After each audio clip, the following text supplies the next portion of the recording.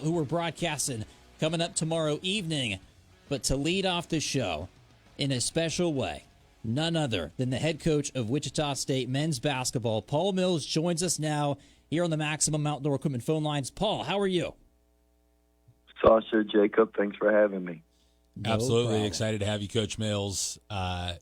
It's an exciting time right now in Shocker basketball with the 5-game win streak, and I think and I cut off Jacob here. I got excited here, and I'm taking the first question now. Go for it. But this team took some tough losses early in the year, right? Down in the Bahamas, a lot of close games, a lot of one-possession losses, and now the tide's kind of turned on that with this 5-game winning streak and winning 10 out of the last 12.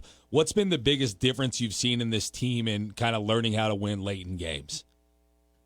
Yeah, I would tell you exactly that you have to kind of go through the process of getting some scars, learning from them. You know, I don't know if you guys have children, but they're going to fall down quite a bit. And as you go through that process, you kind of teach them things to avoid, things to monitor, how to make sure you maintain your balance during situations that are sometimes sticky. And that's the case when you assemble a new basketball team every year. And I think the days of having guys that you can kind of go through those experience with and they return the following year and they're further ahead, it's a new era that you're going through. And so you kind of have to learn through that process. And you pay attention more to how they respond. It not only during times when it doesn't go well, but it does go well. So I'm really surprised by players, and sometimes I'm surprised by people that expect life to always go well. And you definitely don't want those kind of people in the locker room. And you have to have people who can navigate difficult situations and tough times, and we have that kind of group. Talking with Coach Paul Mills from Shocker men's basketball here at the press box on KGSO. Coach, we last talked to you back in the fall, and really fast forward to today. You've won 10 of your last 12. The vibe is really changing around town from our callers and just having conversations with the folks. You've now beat UTSA and Memphis in your most recent road trip. And you're in year 3 of the Paul Mills era, we can say. Are you starting to feel like you're seeing the blueprint come alive here with this program? Like the goals you're setting out to accomplish here at Wichita State are starting to get closer and closer to coming true? Well, you're always paying attention to direction. You know, everybody wants to get to the same destination, and that's win a national championship. But you're always paying attention to the direction and, like, which way are we headed? And elevators do not get to the penthouse immediately. There's levels to this. And what you're making sure is like, are we leveling up? Are we continuing to make climbs? And, I think when you initially take over a program, you kind of get a better idea about what the foundation is, what's the framework. And I did have a romantic view about Wichita State basketball and just understand the history, and I've seen it up close, not only having been in Coke Arena from an opponent standpoint, but, during years at Baylor where we were in contention for second weekends and even possibility to get to the third weekend, you were always, like, mindful about what was occurring in Wichita because it was such a spectacular situation. And all of that to say that you understand that the history involved and there's people in place who want to see winning. But I knew that, like, it's going to take some time. Progress is made in steps. It's not made in leaps. And I've been fortunate to be in a situation where they've seen progress every single year. And that's all I'm concerned with is, like, how do we make progress? How do we tackle what's in front of us? And, some games it's not going to go well, and you go back and you try to fix it. And so I just think that has always been the process rather than go out and achieve some quote-unquote win total. It's how do we figure out how to tackle the next one and go 1-0. Yeah, there's been a lot made of kind of the fan support and the crowd, right? That's a big talking point in sports talk radio and what we do. and all of that. And over the course of the last 3 games, there's been a new high mark for attendance each of the 3 games, with one home game left this year.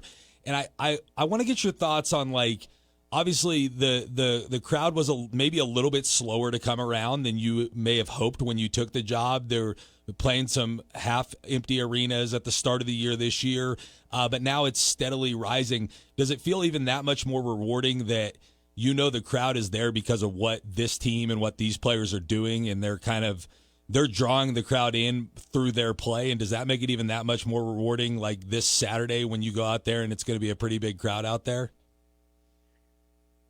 Well, to be honest with you, I told the guys, some time ago that this would happen. If you've heard me talk before, I've often used the Truett Cathy from Chick-fil-A quote that when Truett was discussing Boston market and Chick-fil-A, which one would get to $1 billion first, he told his staff, we're worrying about the wrong things. Let's get better, and the market will demand that we get bigger. And I'm not even aware of a Boston market chicken place anymore. I see Chick-fil-A's everywhere. And so I just try to get our guys to focus on, listen, if we'll get better, the market will demand that we get bigger. This is a city and a community that loves Shocker basketball. They love to see passion on the floor. But I've told our players all year, it is not our job that the fans move us. We have to move them. And you have to play in a way that moves other people. So I told the guys, like, we're going to get there. Like, you're going to see it come to fruition this year. But we have to make sure that we are even keel. And we're not getting caught up in it. You have to avoid distractions. And I said, guys, and there's criticism, if you get crushed by the criticism, you can get puffed up through praise. So we don't want to do either. We don't want to get puffed up. We don't want to get crushed. And I think our players experienced that after the DePaul loss. When we did not shoot it well from the free throw line. They were really mindful about some of the comments. And you have to explain to your players that that's the fringe. That's just the fringe element of a fan base. You're going to get these blow-with-the-wind types. But you have to understand there's a community here that really supports Wichita State and who we are, and we're going to get there.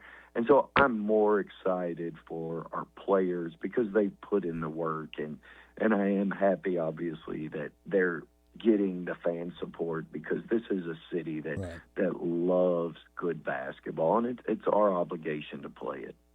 Talking Shocker hoops with the man himself, Paul Mills, here in the press box on KGSO. Coach, let's go individually. We got to talk about Kenyon Giles himself. Now, you saw him. You saw his tough shot making at UNC Greensboro. Now you get him here at Wichita State, and as the season's progressed, he's just wowed us more and more. Coach, you're coaching a guy who's got a green light. What's that like from an adjustment standpoint for you? And then make your case for Giles being the AAC Player of the Year. We know he's in the running. You always do the same thing with good players. You give them space. If any of you have ever watched third-grade basketball, it is Jacob has the ball, and Sasha goes running at him and yelling Jacob's name. Jacob, Jacob, Jacob. And the other 3 players on the court, they all do the same. And you understand that there's just not I get frustrated at camp when I watch how poor the spacing is, even with the third graders. And so we find ourselves trying to make sure that our guys kind of know how to floor map in a way that gives players space, because spacing is one thing, and I think everybody kind of understands, like, get away from the ball, but the ball just doesn't stick. It's moving. And so I think the respacing that's involved with ball movement and people movement is one of those things that you get better at as the year progresses. And, KG is a phenomenal, not only is he a phenomenal shot maker, but he's a phenomenal scorer. And because of the gravity and the attention that he provides, I think that's why you see a team that's, currently a top 10 offensive rebounding team in the country. And, I just, when you get that kind of attention that a player can demand, and you can go out and do it every single night, and there's been some hiccups along the way, but, Manu Ginobili, when he played for San Antonio, everybody in the world knew that he was going left, but there wasn't anything that you could do about it. And that's when you kind of know, like, man, you know what? Everybody's aware of the capabilities of this player and what their strengths are, but you're still unable to like squelch that and put that fire out. So I do believe he's the best player in our league, and I think that he's proven himself time and time again, specifically in moments when the game requires this, the game is demanding this, and what the game demands, good players supply, and that's what KG has done all year. Yeah, he's been phenomenal, and we do Shocker Sound Off leading into these games and kind of preview them, and we know going into a given game that Kenyon Giles is probably going to be the Batman out there, right? He leads the team in scoring most games, and a lot of times we're sitting here trying to figure out, okay, who's the Robin this game? Who's the number 2? Who's going to step up? Who's going to score some baskets in this particular game? But it seems like as of late in these, especially this 5-game winning streak, that sometimes there's 3 or 4 Robins on a given night. I think 2 games ago, the Memphis game, 5 guys scored in double figures, if my memory serves. So talk about the development of the rest of the roster, because I think Dylan Battie, TJ Williams, both bigs, Berg and Okorafor, all of these guys seem to be getting better game after game after game. So what's going on behind the scenes for us to see that come to fruition? Yeah, the better you can get the player, the better you can get the team. And I'm just a big believer in development. I know it's a buzzword for a lot of programs, but it's something that we spend a great deal of time on. I mean, there's not a day in practice where there is not individual development taking place. And again, the better we can get Dylan Battie, the better we can get TJ, the better we can get any of our guys, the better we can get the team. And so we spend a lot of time on it, and sometimes that's in the film room. A lot of times, obviously, that's on the court. But I do think that our players, for the most part, I mean, there's going to be lulls here and there, and people are going to go through slumps. But I think for the most part that every single one of our guys is trending upwards. And, we have a player in Noah Hill that is really talented. And we tell our guys, like, you know what we've seen in practice may be better than what we actually see in the game. And so I think there's a lot that goes on behind the scenes of guys working on their game. It's the Muhammad Ali quote, I run in the dark so I can dance in the lights. We've got a lot of guys that put in a lot of time behind the scenes and got a phenomenal staff. We've got phenomenal GAs that spend time with these guys to make sure, but you can tell that there's a purpose to our players. And I do take tremendous pride in the fact that our guys genuinely celebrate each other's success, and I think that's one of the reasons that you see their play trending upwards is they don't make it about me, right? You have to get over yourself. It takes a team in order to get things done, and you see guys try to figure out, how do I impact winning? And I do see all of them. They've all made strides this year. So going into the 2026 season, looking at the AAC coaches poll, sort of preseason standings, Memphis was picked first. And you think about Memphis's position here in the AAC, sort of the feeling amongst Wichita as they've kind of been the little brothers, for some time to the Memphis Tigers. But, Coach, I think you're now 4-4 against Penny Hardaway. You guys swept them here this season. Tell me about how big of a win that was on the road and what was a great game on the glass. But for you and your tenure, do you feel like kind of getting over this community hurdle, so to say, and beating Memphis and being well above them in the standings, do you feel like that's like an extra big deal? No. It's a game. It's another team, and you find yourself like whoever is in front of you. And trust me, and I know some people may not believe this, but I mean we don't approach school A any different than we do school Z. Like, it's all the same to us, and you realize that there's a lot of variables involved when you play teams, but. I mean, our scouting reports, whether you're, projected 1 or whether you're projected 13th, like we try not to change. I just think steadfastness is a heck of a commodity, and I don't do well with people who just blow in the wind and they're up when things go well and they're down when things don't. I appreciate people who have a lot of fight to them, and we try to maintain that. Like, listen, doesn't really matter who we're playing, guys. this is the standard and the caliber at which we need to approach this game. And our guys have done that. I watch them take notes, and, they take notes prior to every scouting report we ever give. And the room does not change on the opponent. So we understand this time of year that there's games that kind of matter more, and especially late in the year, the late February games, March, I do feel like you're playing a lot of elimination basketball, like you're playing teams that are desperate to get wins. And I know we're one of those teams that you have to have a mindset of being desperate to get a win. And you're playing teams that really want to get a win just because everybody understands what's at stake as we head into March. So I think that you could be school A, you could be school whatever, I don't think that our approach is any different. And I really am, just any time you get a road win, winning is not normal. You just don't show up and do it. And so when you can do it on the road, I do think that's a special moment, and it's why we give our guys cheesecake if we get road wins. Yeah. Listen, that's the answer that a coach should give, and we want to hear from the coach, and I have no doubt it's true.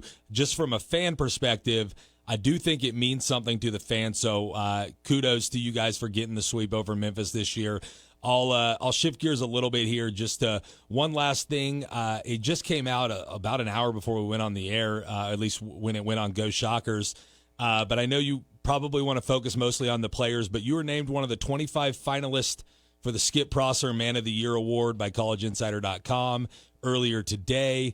Just talk about what that means to be in that class of finalists for this award, and what that means to you. I hadn't heard that, so you're breaking news to me. Breaking news. It's on GoShockers.com, I promise. Gotcha. Well, and Skip Prosser was just a phenomenal coach. He really changed the industry. I don't know if you know his story, but, he had a heart attack and died. And he just realized that, man, if a guy like that caliber of coach who coached some tremendous teams at not only Wake Forest but at Loyola, and his son Mark Prosser is doing a phenomenal job, and you knew the level of integrity that Skip had, and you saw how much this particular job was draining him. And so there were changes made, but I am glad that they're still honoring Skip, and it's a heck of an honor because, trust me, if you're affiliated with that name, I'm sure those other 24 coaches, that's what you said, right? 25 coaches? Yeah, 25 total. Yeah, I bet those 24 are just elite, not only at what they do, but they're just elite men. And so to be named a finalist, again, to be even affiliated with Skip Prosser is a heck of a recognition. Well, he is Paul Mills, head coach of Shocker men's basketball, stopping by here in the press box on KGSO. Get your tickets, guys. FAU, last regular season home game of the year at Charles Koch Arena. Coach, thanks so much for the time. Gentlemen, thank you. Hope to see you Saturday. Go Shock. Thanks, Coach. Good luck the rest of the way. And I'll be down in Birmingham for the AAC tournament. Can't wait to see you there. We'll have a ton of fun covering the Shockers the rest of the way. Hopefully they make the NCAA tournament. You got to win the AAC, though, to get through it. We'll talk a little Shocker baseball. Some KU, maybe, on the other side. It's the press box. Don't go anywhere. Call the press box now on the Maximum